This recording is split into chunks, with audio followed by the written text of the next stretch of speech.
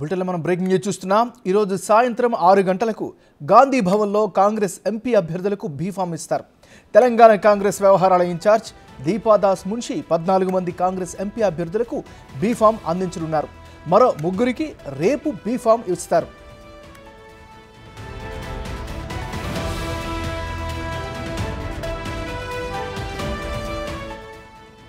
ఖమ్మం కాంగ్రెస్ అభ్యర్థిగా రామసహాయం రఘురామిరెడ్డి, కరీంనగర్ వెలిచాల రాజేందర్రావు, హైదరాబాద్ సమీర్ ఉల్లాకు దాదాపు ticket confirm అయింది.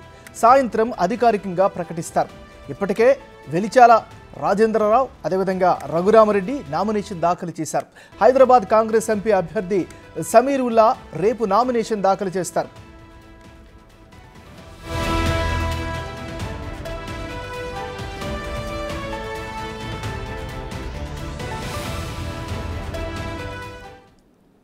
బులెటిన్లో మనం బ్రేకింగ్ న్యూస్ చూస్తున్నాం. ఈరోజు సాయంత్రం 6 గంటలకు గాంధీ భవన్లో కాంగ్రెస్ ఎంపీ అభ్యర్థులకు బీఫామ్ ఇవ్వనున్నారు. ఇదే అంశానికి సంబంధించి మరింత తాజా సమాచారాన్ని మా డిప్యూటీ బ్యూరో చీఫ్ సాదిక్ లైవ్లో అందిస్తారు. సాదిక్ చెప్పండి.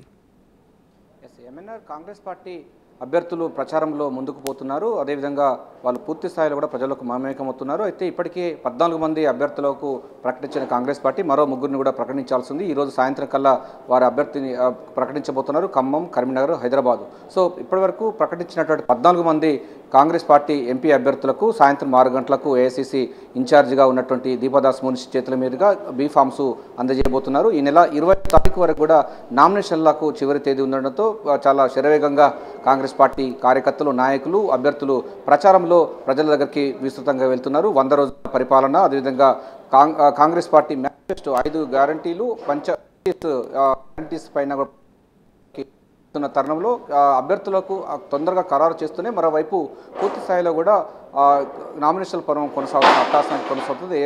పీసీసీ చీఫ్ రేవంత్ రెడ్డి స్వయంగా వెళ్ళి అటు బహిరంగ సభలు, అదేవిధంగా కార్నర్ మీటింగ్లో పాల్గొంటున్న సందర్భం కనబడుతుంది.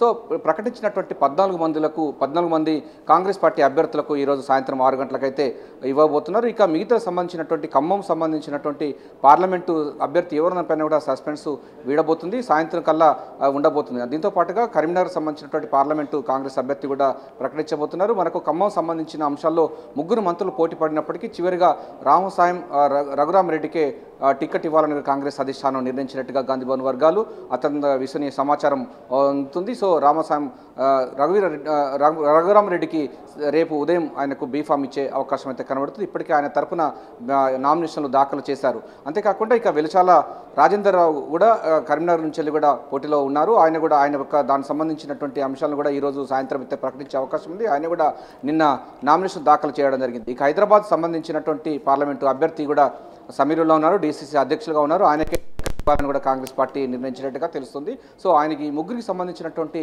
బీఫామ్స్ రేపు ఇవ్వబోతున్నారు. ఇప్పటికీ ప్రకటించినటువంటి 14 మంది కాంగ్రెస్ పార్టీ ఎంపీ అభ్యర్థులకు సాయంత్రం 6 గంటలకు దీపాదాస్ మున్షి చేతుల మీదుగా ఇవ్వబోతున్నారు. ఈ నెల 25 తారీఖుతో నామినేషన్ల పర్వం ముగుస్తుంది.